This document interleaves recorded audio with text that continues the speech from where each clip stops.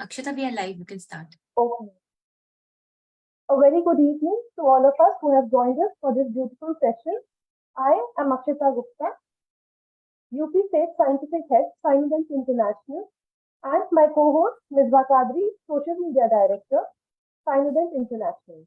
We welcome you all for today's series of ICD Dental webinar series. We welcome all the dignitaries.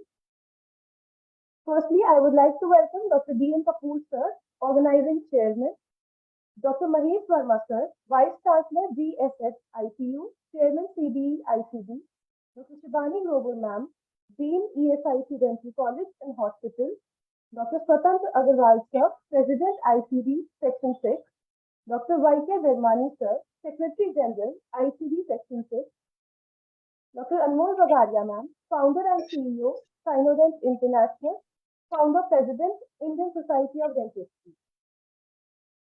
Dr. Ashish Chandra, sir, Co-Director, Cynodent International, Vice President, Indian Society of Dentists.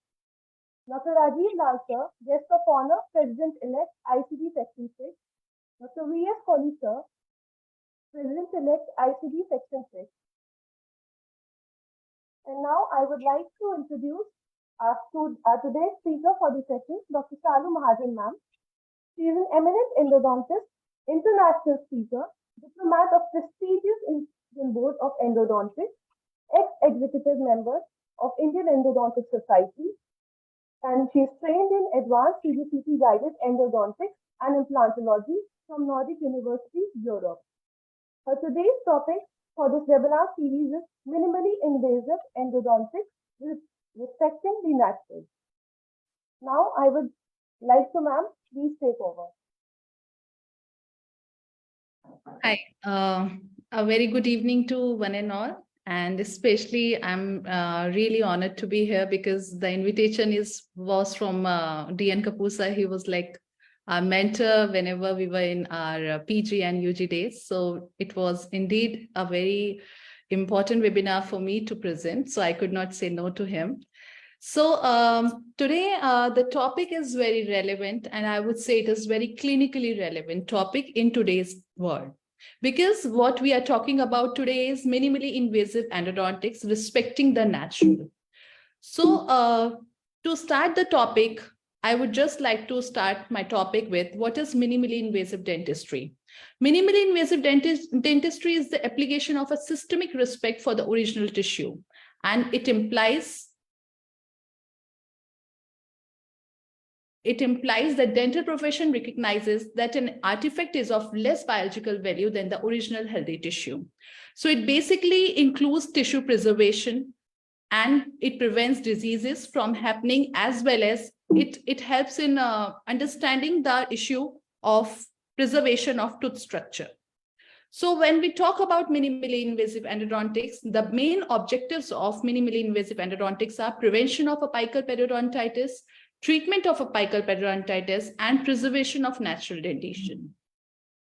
So when we talk about prevention of apical periodontitis, in the previous days, what was happening is whenever a patient is coming to us with a chief complaint of pain or a sensitivity to hot, and if we are diagnosing the case as an irreversible pulpitis case, so for sure the diagnosis would be irreversible pulpitis, and we would proceed for root canal treatment or endodontic treatment.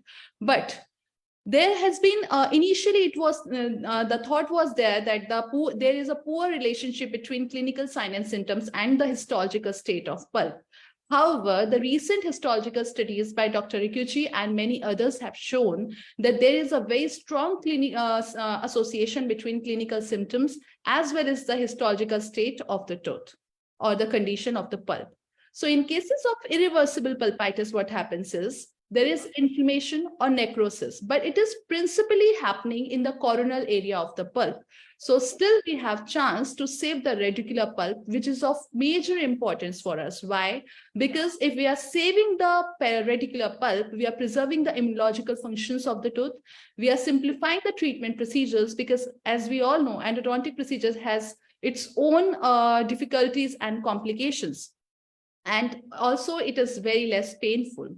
So teeth exhibiting symptoms suggestive of irreversible pulpitis has little chance to revert to normal if we don't remove the irritant. That is very important. So in cases we want to save the tooth at the right stage, it is very, very important to remove the irritant which is causing irreversible pulpitis. So in this case, what we do is we remove the part of the pulp which is inflamed, and we try to save the healthy pulpal tissue, which has the chances of regeneration and repair. So this has been proven very, very successful in cases when teeth is diagnosed with irreversible pulpitis, because this is one of the study by the authors, and what they saw after inoculating the pulp tissue of a pig with to the oral environment for around 10 days, what they saw, there was in a similar tooth, in the similar case, histologically what they saw, there were various zone of different histopathological condition of the pulp. In the same area, there was necrosis which was happening. There was a zone where the pulp was showing reversible changes, and there was area where the pulp was showing irreversible changes. So to utilize those changes which are happening and still the pulp is not completely necrosed, in such cases, we try to save the healthy pulpal tissue and we try to regenerate this tissue. And how we do is, the process is very, very simple. It just requires to follow few basic guidelines, and the guidelines have been given by European Association of Endodontics, as well as American Association of Endodontics, to follow in cases of vital pulp therapy. So what we need to do is the key element of saving these tooth is the diagnosis, as well as the proper isolation of the tooth. We cannot just go ahead in such cases without rubber dam isolation or without taking proper strict measures of sterilization in cases. So each and every smallest details, even the rubber dam clamp or the rubber dam sheet and entire mouth oral cavity needs to be very, very taken care of very wisely, as well as sterilization protocols are very important. So what we do, we remove the infected dentine or the carious part in a way that the water supply is sufficient, as well as we don't leave the removal of carious tissue towards the end, because sometimes what the practice in endodontics sometimes for many clinicians is they try to jump and start with the endodontic therapy by locating the root canals. The main purpose of their endodontic treatment is to just locate the root canals by any means. But here in vital pulp therapy, and obviously in endodontics also, the basic principle of access opening is not to jump over location of orifices or to see the inside of the tooth, but to remove the carious tissue from the wall. Because in vital pulp therapy, it is very important, because we know there are high chances of pulp getting exposed. So what we really want is, when the pulp is getting exposed, there should not be any carious tissue which is left. So if suppose in second picture, the pulp is exposed and still I have all the dentinal walls of the cavity which are carious. So now if I'll clean those caries, what will happen? The pulpal tissue will get contaminated by the bacteria of that carious portion. So this is very important to remove from the carious portion from the walls and from all around, and then reaching to the area where chances of pulpal exposure are high.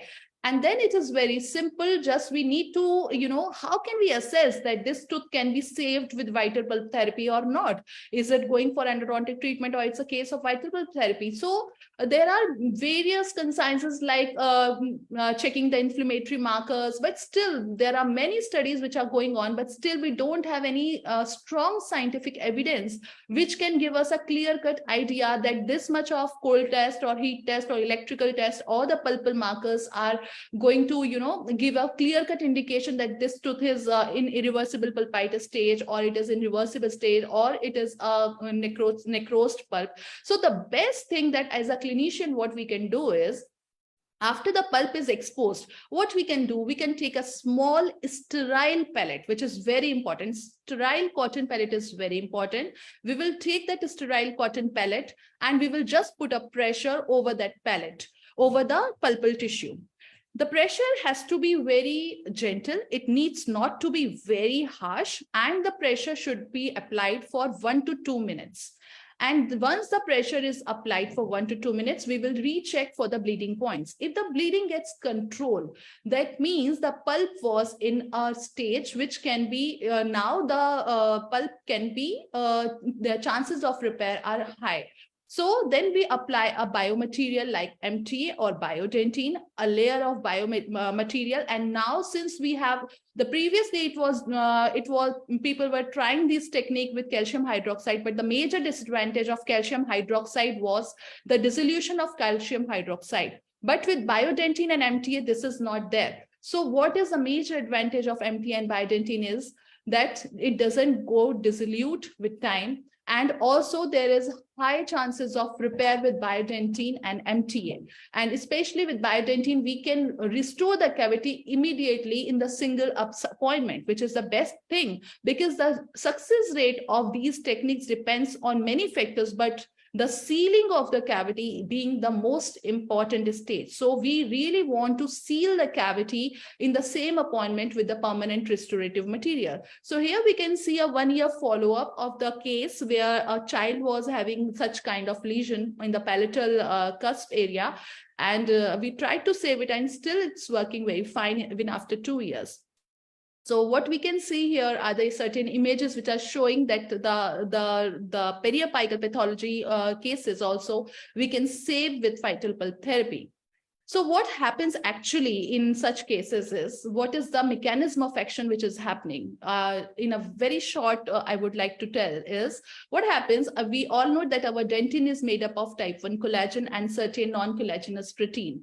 This non-collagenous protein has the growth factors in them, and over them only the mineralization process happens. So what we really want in such carious lesion, as we know, once the caries is there, there is a breach in the odontoblastic layer of the pulp of the dentine. So what we can do here is, we need a material which is bioactive material. Why we call it as a bioactive material?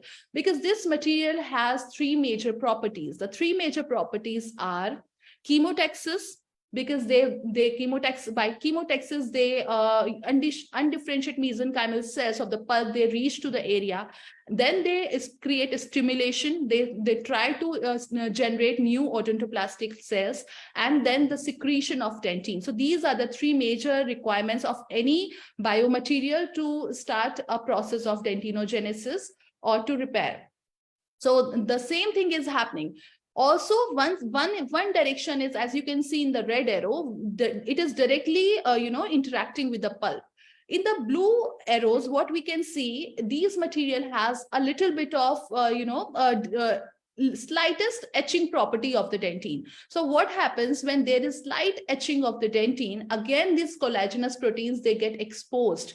So these proteins, they again go towards, from through the dentinal tubules, they go towards the pulp, and again they start the same process of regeneration. So this is how it is very important to do such procedure, and still we should be knowing why we are doing and how we are doing. So there are many cases that we are saving these days, not only small caries exposure. Sometimes we do in a younger, younger patients, we try to save even with the pulpotomy, the MT or biodine pulpotomy, and we are seeing very good results. This case I have been following for past 3 years, and I know the patient is completely fine. So this is the simple technique of, removal of the carious tissue and the old restorative material completely, then steriling the cavity, then doing the routine procedures as it is shown. Second part. Now we tried, in the first part, we tried to prevent apical periodontitis to happen in an earlier stage, or rather we were trying to regenerate the pulpal tissue, which was irreversibly, in the irreversible inflamed condition. In apical periodontitis, basically we call it as endodontic treatment. In minimally invasive endodontics, we try to minimize the removal of dentine during all the 3 phases, like coronal access preparation, apical radicular preparation, as well as the flaring of the root canal at the orifice level. So here I would try to, summarize different type of access that now the latest of the research is showing what all different type of access design we have to conserve or to preserve maximum amount of dentine so that a tooth lasts for a longer period of time. So there are basically, as we see, there are traditional axis, conservative axis, ultra conservative axis, and then we call it as ninja axis. What is actually a traditional axis that we are performing for many, many decades now? It is basically, it permits complete visualization of the pulpal floor and the orifices. It removes the entire pulp chamber roof.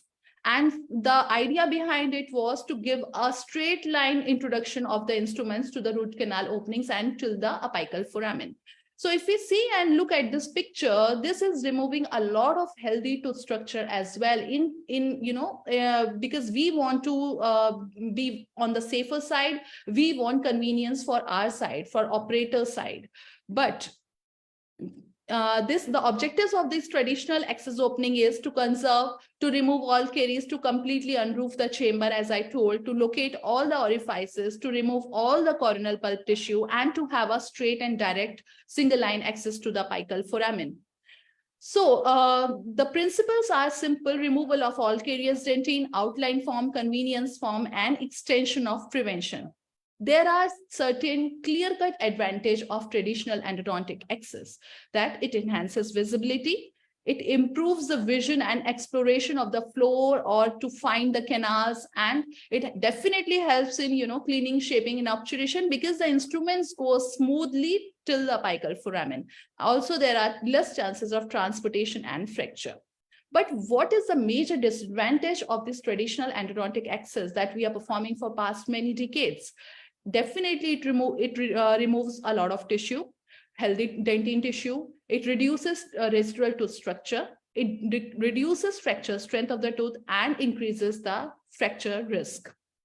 There are many, many studies in which definitely says that the traditional endodontic access, it removes a lot of tooth structure, and hence there are chances of tooth fracture.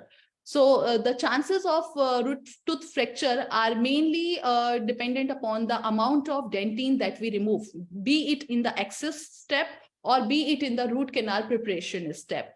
Anyways, if we are removing the healthy dentine, the chances of root fracture are very, very high. And this is one situation when there is no treatment left. And sadly, we need to say to the patient that the tooth has to go for extraction. So the most frequent reason responsible for fate of endodontic treated teeth is the pronounced loss of tooth structure.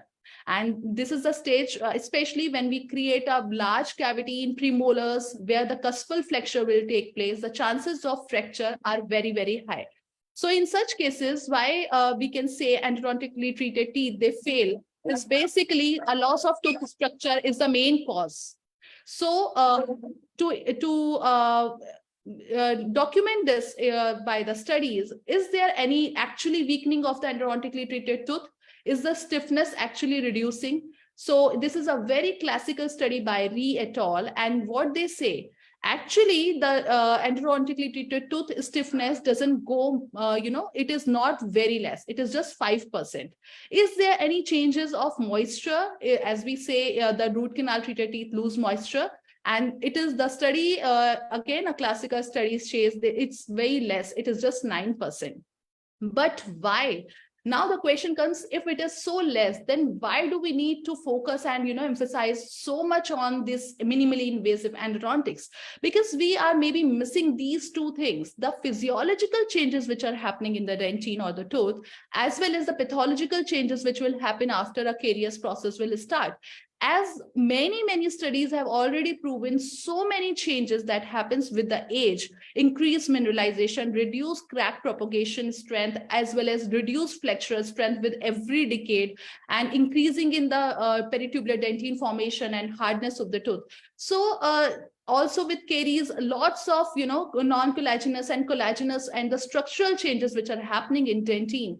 So these all points, they actually focus to our vision towards saving the tooth, because even if the endodontically treated tooth, the studies are not much and they are not able to show a clear-cut answer for if the endodontic therapy is reducing the strength. But we do have a lot of study which shows that with physiological changes, with age changes, as well as with caries, there itself are very, very high chances of reduction of dentinal strength.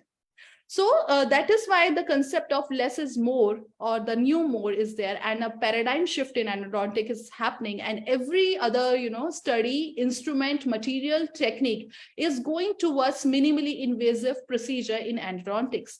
Why?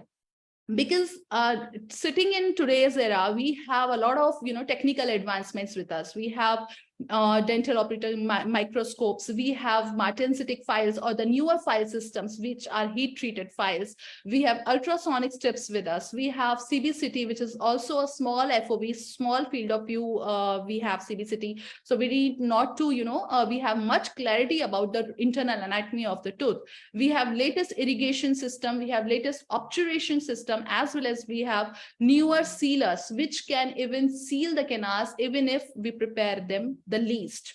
So because of all these advancements, we definitely need to look forward towards more conservative preparation, because as Clarkson Academy, they are the very important authors who promoted or who motivated everyone to go for a minimally invasive approach in endodontics, because they say most of the time what we are doing in patient is operator need. If we are preparing a traditional endodontic access, it means it is basically for us, because we are not well versed with these technological advancements or the techniques or the skills to do this. But actually, the restoration doesn't need so much of to structure loss. We can perform all the procedure clinically very well if we are well versed with these new technical advancements of diagnosis as well as treatment.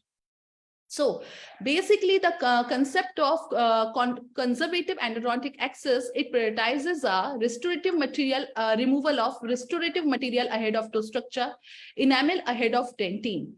And this is why we are going towards conservative endodontic access. And in this, what we do, we try to preserve the roof over the pulp horns as much as we can. We are creating convergent walls. To increase the access, what we can do, rather than increasing the entire size of the cavity, we can even bevel the margins of the access. By beveling the enamel of the access, we can have a clear view of the chamber, and we can have the same details we can see that we see with the traditional access by removing very less amount of tooth structure, as we can see in this clinical picture or X-ray. But what is the major difference here with the traditional endodontic access? We see all the canals here also. But in this, there is, we need to see all the canals with different visual angulation. What is that?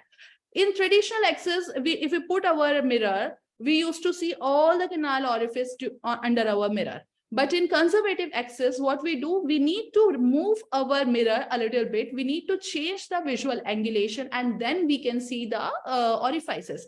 And I feel it is not a problem, because even if we can see the orifices by moving our mirror under microscope, so there should not be a problem if we can save a lot of dentine structure here by this. So there are many, many cases, or in fact, all the cases where we try to conserve as much as dentine, while we are not able to see all the canals. Like in this picture, you are not able to see distal canal, which is a very long, wide oval shaped canal. But it doesn't matter. We can move the mirror and we can again see the canals in different angulation. So this is how we save a lot of tooth structure, and then there is even sometimes there is no need to give a full coverage crown. That's again a controversy.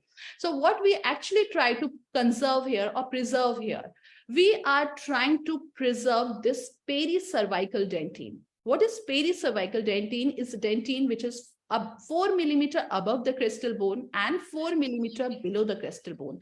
This dentine is the crucial part of our tooth to bear the loads and to give the strength to the endodontically treated tooth. So Clarkson Academy, they coined this term, and they gave this concept to save this pericervical dentine and soffit. As I explained, it is basically the pulp chamber roof over the pulp horns, and it also increases our fracture resistance if we try to conserve it, and we try to clean these pulpal horn areas with specialized instruments. So what we need to have, if we are performing such access, what we need to have, we can't do such access with our traditional big size, wide round burrs or with our Gates Glidden, drills. We need to use very small round burrs or taper burrs, which are very fine and which do not remove a lot of dentine from the pericingulum area or from the excess area. So we need sometimes 10 to 12 number burr for interior or premolars, and then 12 to 14 number burr for our posterior or the molars. And also, it is very important when we are talking about doing a conservative endodontic access preparation under microscope or with the magnification, we need to have a very good microscope mirror with us. What is a good mirror? A good mirror is a rhodium surface mirror. As you see, there are 40%, the clarity of vision as compared to a plain mirror in these rhodium coated mirror, a surface mirror, are 40% change in the illumination and the visibility. So it is very, very important to use good quality mirrors. We have a lot of mirrors in the market and they are easily available. So I would definitely recommend to all the youth who are listening to this webinar maybe, to, even if you are not using microscope today, even if you are not, using many advancements in your clinical practice today, but just change your mirror and you might see a great difference in your vision when you are practicing endodontics. Then in such access, we need to have good explorer or endodontic explorer with us. We have DG16 and JW17 explorers. So this DG16 is David Green 16 and John West 17 explorers are designed especially to locate the orifices under magnification. As you see, they have a long shaft. So when we are seeing the canals or we are locating the canals under microscope, we need to have something which can give us a clear vision under microscope, under magnification, because it is very important. So this is the main idea. This is what soffit is. When we are trying this red arrows, as you can see, the triangular area over the pulp horns, we are not trying to remove this in toto. We are trying to preserve it because there are very high, chances that we will increase the fracture resistance of the tooth. We need to use ultrasonic tips for refinement of the axis, for location of the orifices. And I think it is also not a very fancy or difficult procedure. We can do it very simply in our day-to-day practice. So basically, preserving this area is in contracted endodontic cavities is very important because we try to maintain the mechanical stability and also the long-term survival of the tooth. The disadvantage, you can say, maybe the disinfection of the pulp chamber properly because pulpal horns are left, increased risk of missed canals, untouched canal walls or the root canal walls, increased stress on the fires, compromise irrigant penetration because of the smaller preparation size and difficulty in obturation also. And definitely it increases operators' time to perform endodontic procedure more conservatively as compared to traditional ways. But again, the question is giving more time or taking more pain on our side, and if we can save more of structure and we can give a more longevity of an endodontically treated tooth to a patient, I think that is worth doing. Then another type are ninja access or ultra conservative endodontic access. In these cavities, the canal walls are extremely convergent. And we don't remove or unroof the pulp chamber entirely. We directly try to, locate our orifices. But this, as you can see, maybe we are just beveling the enamel to have more access. But what you can see here is it is not actually possible without strong, backup plans with us. So what is the strongest backup plan to perform these accesses? You cannot perform these access without having a small FOV CBCT, because unless you don't know the actual position or location of the root canal orifices or the canals, you cannot just pinpoint and start your ninja access like that. So that is very, very important. Also, the magnification when I'm talking about magnification in ninja access, it has to be microscope. It cannot be loops. So we need a strong magnification if we are performing such access. Disadvantage, obviously, you cannot visualize the anatomical details. Magnification, CBCT are must. They are highly skilled procedure, and the risk of stripping transportation are high. In cases of curved canal, the instrument fracture are high. And then, are we increasing the fracture resistance by doing this? So there are many studies that I'll be discussing, and they are actually doubtful whether we are actually increasing the strength as compared to a conservative axis, not as compared to a traditional axis, but as compared to a decent conservative axis. Are we actually increasing the fracture resistance when we are doing or performing a ninja axis? The other type is a truss axis. What is truss? Basically, in truss, we don't remove the dentine or the pulp chamber roof area or the pulp chamber in between the canals. We straightforwardly make separate openings for separate root canals, root canals and for the orifice. So what here the operator is trying to do, they are trying to save the entire transverse and oblique ridge, the transfer ridge of the dentine, which definitely takes a lot of, heavy forces. But this is, again, it is a very high skill procedure. You cannot do this without a complete planning with your CBCT and with magnification. Advantage and disadvantage are almost similar as ninja axis.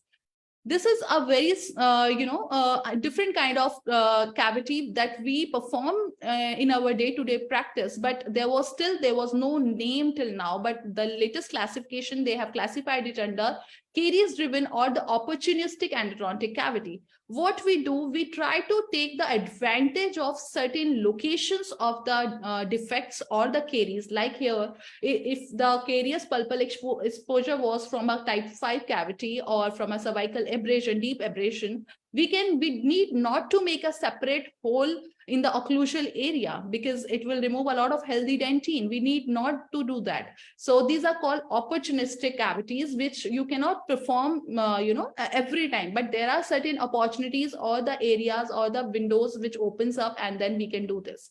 And we can do them with efficacy. There is no problem. But you need to know how to do it, because in this case, if you will see, I beveled the enamel well. It is not that any of my instrument is going with any, pressure, or it doesn't have a smooth glide path. So you need to modify the margins of the cavity or the excess preparation, and then you can do this process also easily.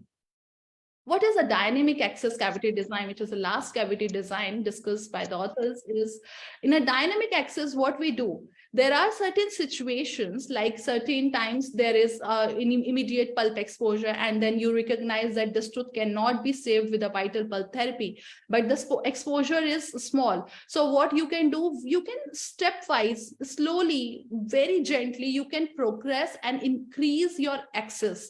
You can just one by one, you can open your canals or the orifices. You need not to give a complete rectangular or big oval or big round shape. Rather, you go very gently towards the orifices and try to locate the orifices in a very conservative way. The other chances when we need to perform such exercises in cases like this, when you have a split or, a difficult case where two canals are, dividing from the one orifice only, that too very deeply. So what you need to do is you need to improve, or dynamically you need to change your access cavity design, and maybe by beveling or by ultrasonic tips or by changing your designs slightly. You can this is called dynamic. With every step you are changing your pattern. It is not prefixed, pre-designed, or nothing was prefixed. So this is why it is called dynamic designs. Because of good file system and magnification, we can perform such procedure with minimally invasive approach. Now comes to the what does studies says, like we are preserving or we are conserving the dentinal structure, but what are studies saying? Are we actually helping the patient, or we are just increasing the stress over us, or increasing the time of procedure? So there are various, different studies and different opinions of different authors, because certain studies like this, they say there is no statistical significant difference between a traditional access or a conservative access, while others say that there is a 2.5-fold or 1.8-fold increase in the fracture resistance of molars and premolars respectively. Then there are certain studies says there is no significant difference between a traditional access or a conservative access. So there are like many studies. This is one of the study by Dr. Plutino, and what he says, there is definite difference in the cavity design, and the fracture resistance improves with a conservative endodontic access, but there is not much difference between a conservative access like the green one and a ninja access like the red one. So what are the major drawbacks? As you must have seen all the pictures previously, what were the major drawbacks? There was no fixed nomenclature. If you see these pictures, the authors who are discussing about, they're comparing conservative access, it might be a conservative access for them, but for us, it might be a ninja access, like a very small pinhole access.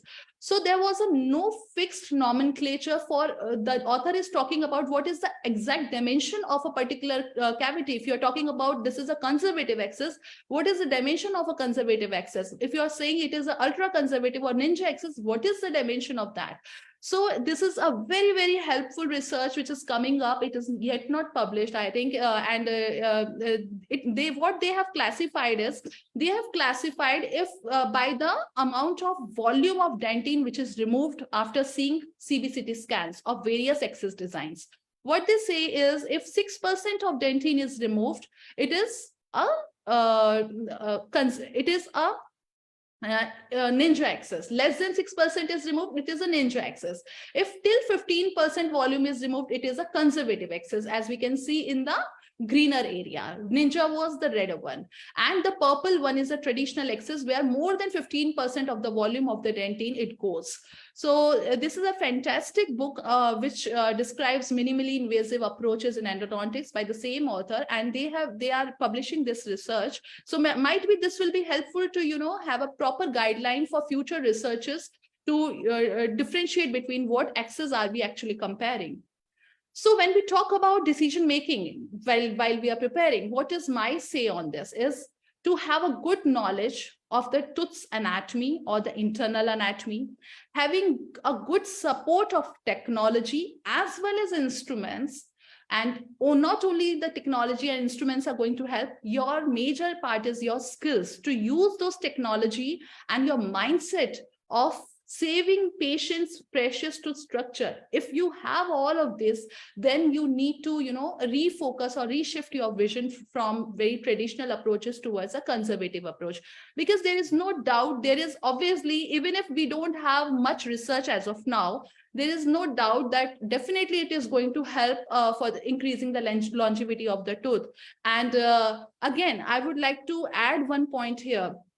You cannot just don't make it very fancy. Like if you don't know, if you don't have much support, if you are new to the endodontics, if you are a newcomer or a new clinician, by just seeing few Facebook posts of a small fancy design, or by seeing certain things which appear very beautiful on social media or in the books, but are you ready for that? Are you skilled enough for that? That is the major question which I always ask all the juniors to ask from yourself, because there is always a learning curve. If we were performing the same procedures 15 years back in our post-graduation days, we were not skilled enough. It took a lot of learning curve. Obviously, advancements came all along the way, but again, the operators' skills and operators, a learning curve is also very, very important, because maybe today you are trying to do good for the patient, you are trying to conserve the dentine, but if you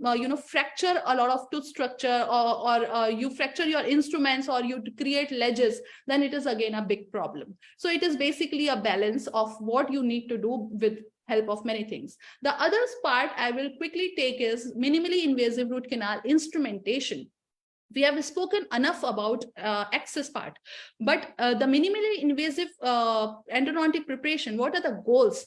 The goals of any endodontic preparation is basically to remove the infected or the irreversibly inflamed content, that is pulp tissue or bacterial part, and to give a continuous tapering shape so that it can receive a good filling, and it can help in good cleaning or the irrigation. So these are the two major goals when we talk about root canal preparation. But what is the issue if we have these two goals? there are two major hurdles that we are facing in achieving these goals. One is complex anatomy, which can be macro, that is curvature or calcification, or micro, which are present inside the root canals. These are the macro anatomical, hindrance, and these are the micro anatomical complexities which are present inside the root canal, which we are not aware of. Even if we see a CBCT, we don't actually know these are the micro CT images. We can't see them clinically. We can't see them radiographically on CBCT images. We need to be prepared for, cleaning them in, because we have a clear-cut idea today that the root canal system is not very simple. It is a complex system. It has lots of isthmus, fins, ramifications, and oval-shaped canals. So the other major hurdle after anatomical barriers is the bacterial biofilm. When we talk about endodontic cases, the bacteria are present in two major forms inside a root canal. One is planktonic bacteria. What is planktonic? Is the bacteria which are freely flowing inside the root canal. But the other ones are the biofilm bacteria, which are badly attached to the root canal walls with their extracellular matrix, and which is having a great different, features and properties which, make them more resistant for any antimicrobial agent. And also the penetration of the same Ismailia bacteria inside the dentinal tubules to various depth. It can be more than 100 microns also sometimes. So how do we do in today's time? How can we perform minimally invasive preparation? With the help of good rotary night eye files. We have lots of heat treated files these days. But are they actually helping us in every case? This is a very nice study, and this is a day-to-day example that we face, or the problem we face in our clinical practice. Most of the time you see the root canals are not exactly round. They are never round. They are oval shaped, flat shaped, ribbon shaped. So what actually our file systems are doing? What we are doing is we are preparing the keyholes inside a oval shaped canal. Can we ever, clean these canal or prepare these canals in the way they are? It is not possible with these rotary instruments. So we need to rely on the irrigation, because this is a nice study. It shows that with the rotary instrument, the blue part, which is showing, you are removing so much of unnecessary dentinous structure, and hardly just 40% of the actual pulp tissue you are removing, leaving behind all the red area. 60% of the area you are not even touching. What we are removing is not actually required. So this is a very difficult situation that we face in day-to-day practice. Again, when we talk about root canal preparation, the two major problems or the two major concepts that we need to know is what is our apical limit and then apical size. So Engel suggested that the apical limit has to be an apical constriction. Previously, there were various thoughts, radiographic, cementodentinal junction. And also the nice study by Rikuchi, the histological study, they shows that if we are doing a root canal instrumentation and we are restricting ourselves 0.5 to 1 mm short of the radiographic apex, which is almost near to the apical constriction, the results are favorable. And as we encroach above this and we are maybe achieving a radiographic apex complete filling, but it might be overfilling, or in most of the case, it is overfilling. In such cases, the success of the root canal treatment, it goes drastically down. So apical size preparation or preparation of the apical size is a big time debate in our endodontics, like many other debates. So there are many studies. Some says there is no difference between 0.20 apical size or 0.40 and no difference between 0.45 or 1. Certain studies say there is an increased clinical success rate as we increase the size. Some randomized clinical trials says that they checked that the patients over a period of 1 year and they saw the initial size, if we increase it more than 3 size larger than the initial apical gauging size, then the success rate is high. This is a nice way these authors have given recently is by visual gauging. Like apical gauging, this is a customized way of gauging our preparation, and I found it very interesting and relevant. So what they say, once we take out our rotary file out of the preparation, after the preparation, in cases of vital pulp, if we see pink red dentinal debris at the tip of the instrument, what does it show? It shows that our limit is fine, but we need to prepare more. What if we see very little dentinal debris present at the last 3 to 4 millimeter of the instrument? We can say now we have reached to the dentine, but still it is not sufficient. We need to remove more because very little chips are coming. What if now on the last 2 to 3 or the tip area, if you start seeing yellow brownish color of dentine chips, it shows that these are the necrotic dentinal chips, or that the wall is necrotic, in the necrotic zone of the dentine. Again, we clean it until we find white clean chips of the dentine in the apical 1 to 2 millimeter. It means your apical third, you have reached to the apical size finally. You just need to do a little more shaping. And once you get those white clean dentinal chips on the last 3 to 4 millimeter of your instrument, it means you have completely circumferentially, you have cleaned the root canal walls. This is one of the latest study, and or maybe a study which is going on, but I found it clinically relevant because there is otherwise no way we can actually say that our preparation is it is final. Sometimes we see the color of the irrigant liquid. If it is coming clear, it means the preparation is done. In cases when it is more turbid, it means that you need to do a lot of irrigation more, or maybe preparation more.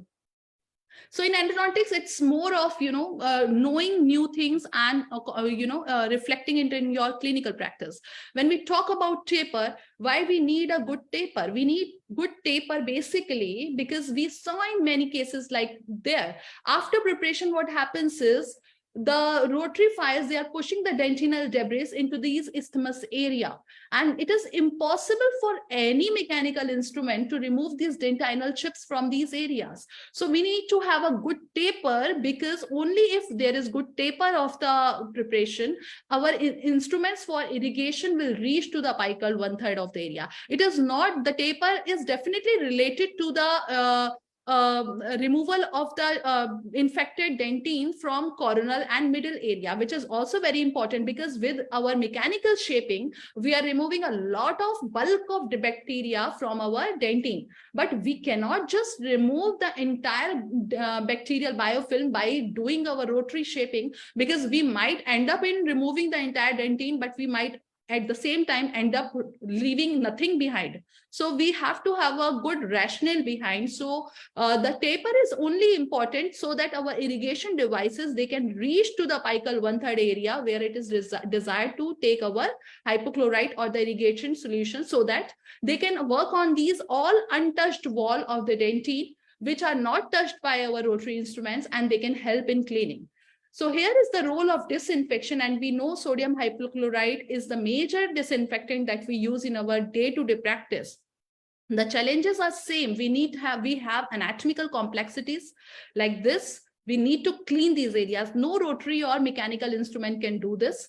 We have biofilm, which is very, very resistant to simple removal. We need to, scrub off with the help of activation or agitation. It is not just a syringe. We are putting a lot of 10 ml or 20 ml or 30 ml of sodium hypochlorite, and it will keep on cleaning the canals. It won't happen, because of this biofilm, the bacteria are adherently attached to our dentinal walls, and we need something to scrub off, to activate that solution so that we can remove it. Again, these are the structural challenges. We have a lot of dentinal chips, or the bacterial cells, or the dead tissues, or the pulp blood tissues, which actually, neutralizes our or reduces the strength of our sodium hypochlorite.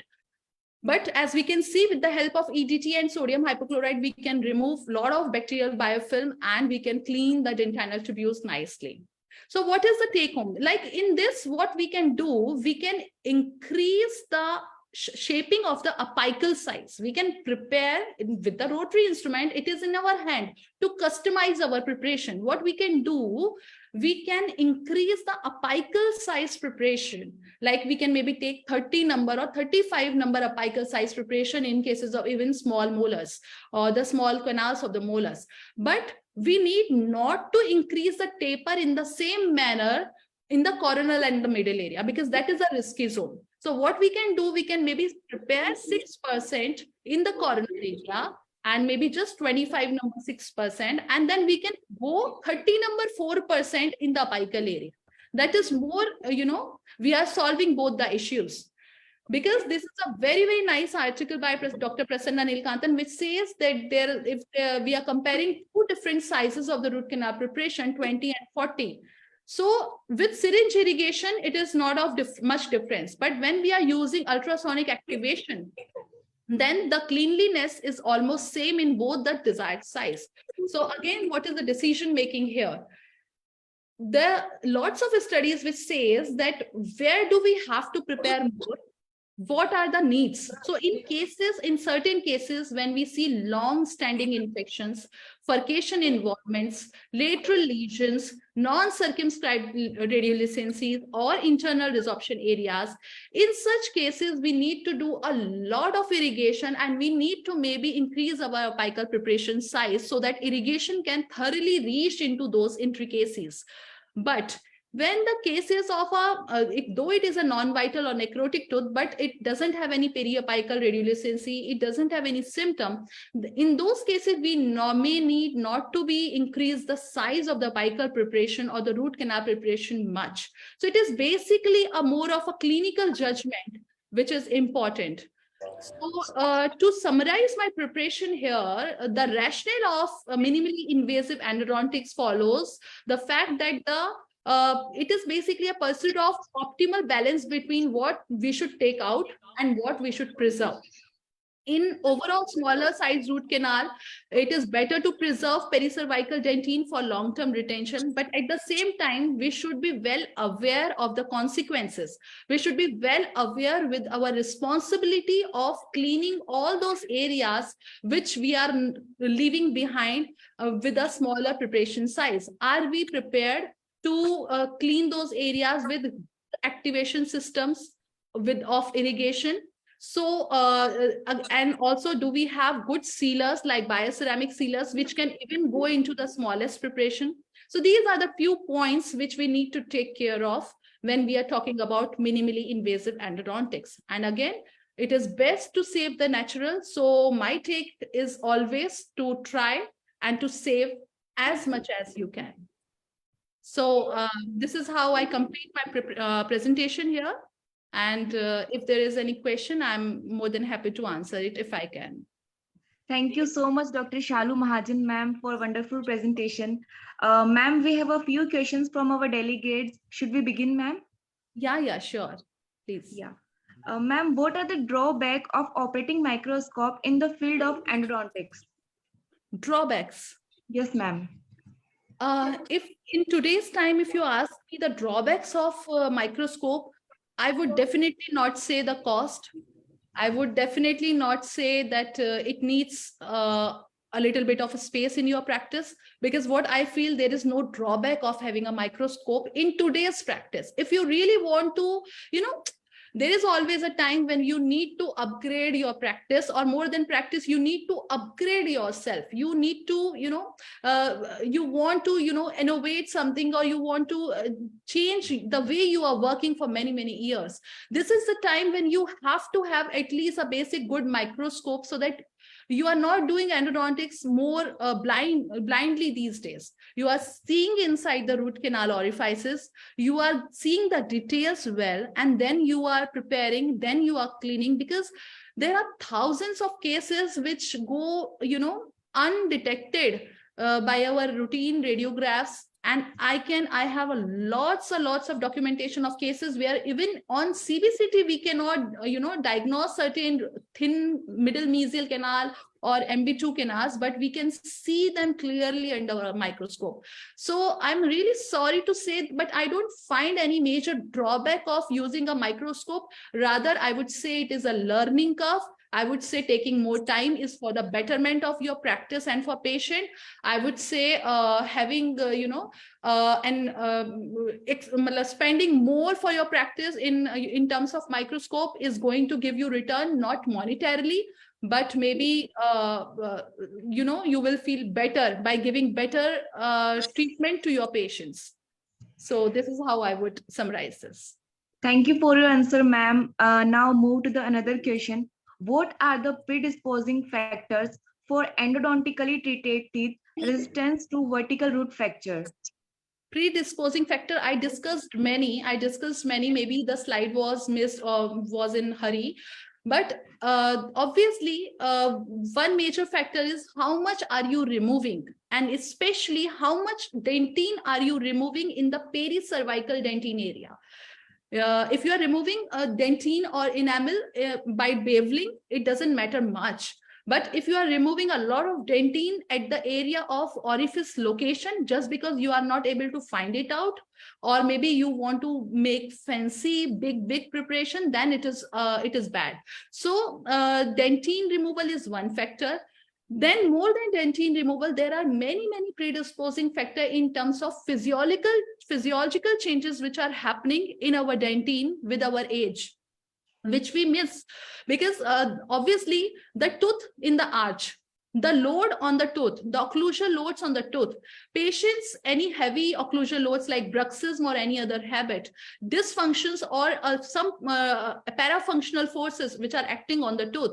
So many other factors also we need to take care of while we are saying a tooth is prone for fracture, because all these factors might accumulate and create a fracture of a tooth, where a similarly prepared tooth or having a similar size of cavity might not get fracture in another patient. Because with age also, your dentine is getting a lot of changes. It is becoming hard, it is becoming more mineralized, the fracture resistance is reducing, the flexural strength is reducing, the crack propagation rate is increasing. So many changes are happening. So you need to be very clear about pathological changes. Obviously, when you are doing endodontic treatment, you are definitely, the tooth has undergone a caries process. So caries itself, it changes a lot of dentinal internal structure and predisposes it to fracture. Again, you are using a lot of irrigation material.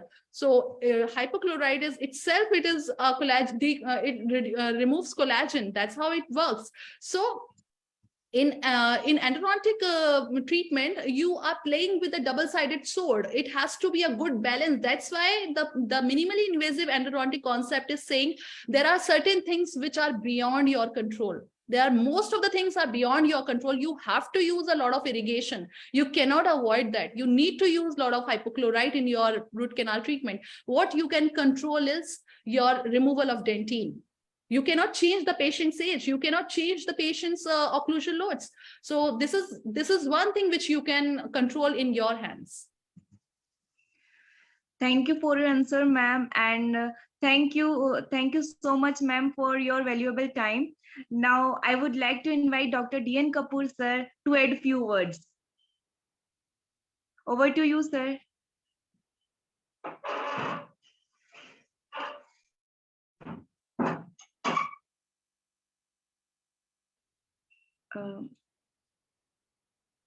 Okay, now I would like to invite Dr. Anmol Bagaria, ma'am, to add few words. Thank you, ma'am, for giving us your valuable time this evening. It was an amazingly informative session. I hope it has enhanced knowledge and skills of our practitioners and all the dentists who are watching us across the globe. And also, I would extend my thanks to all the dignitaries who have joined us today, and the organizing team of in ICD and Cynodent for organizing such an informative session. And thank you, Misbah and Akshita, for hosting this session. Thank you so much, ma'am. Now I would like to invite Dr. Ashish Chandra, sir, to add few words. Thank you, Misbah. I would like to thank Dr. Shalu Mahajan, ma'am, for the wonderful presentation. I hope it was a great learning experience for all the delegates and the students. I would like to thank International College of Dentists and Cynodent for the great initiation towards starting this wonderful webinar series. A special thanks to Dr. D.N. Kapoor, Dr. Anmol Bagaria, and the co-host, Dr. Misbah Kadri. Hope it was a great learning experience. Thanks a lot, everyone. Thank you so much. Thank you so much, sir. If any dignitaries wants to say something.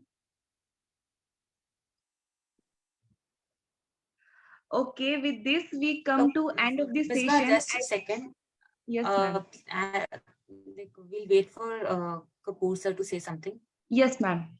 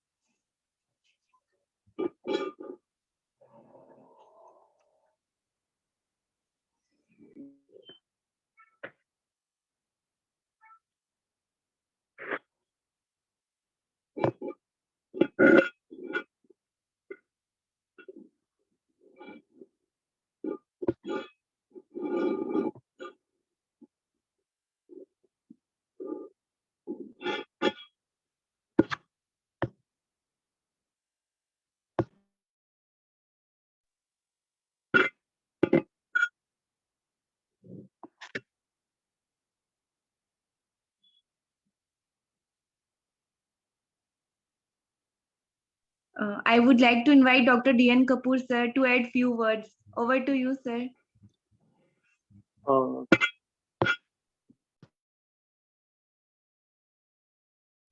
Uh, Sir, you are not audible. Please unmute yourself.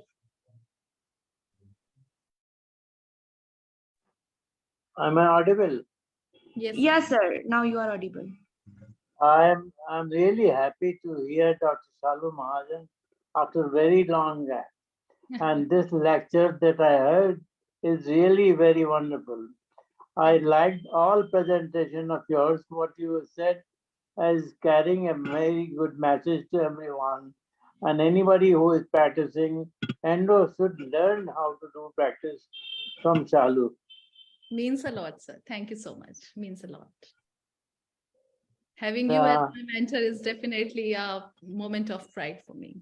Thank you. No, really, I appreciate your presentation, and it is really a good one. I know, sir, you don't lie. I know that. I know you mostly don't lie. No. Thank you so much, sir. I would take it as a very strong, compliment from me. Thank you. To be honest, I'm proud of you. Thank you so much. That means a lot. Thank you. Thank you. Thank you, Anmol. Thank you, the entire team of Cynodent. And I would really congratulate you all for, starting this interesting webinar series for the help of other practitioners who cannot just join offline programs, and they need to, upgrade their skills and knowledge. This is a very helpful act by you people. Thank you. Congratulations. Sure. Yeah. With this idea only, we have started this. Yes. Thank you, sir. Thank you. Thank you, ma'am. Okay. Good night. Good night, everyone. Good night. Good night, everyone. Thank you, ma'am. Thank you, sir. Thank you everyone for joining us and giving us your valuable time. Good one.